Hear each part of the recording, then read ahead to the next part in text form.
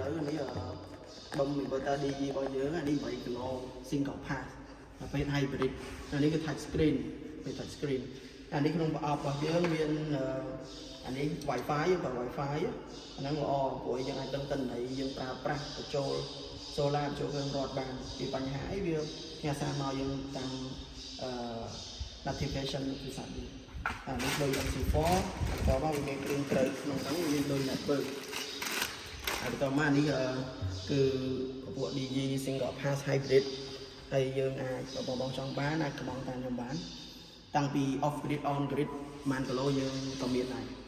បងអាចប្រើបានព្រោះប្រភេទ hybrid នេះ DG គឺលេខ1ហើយនេះយើងត្រៀមដាក់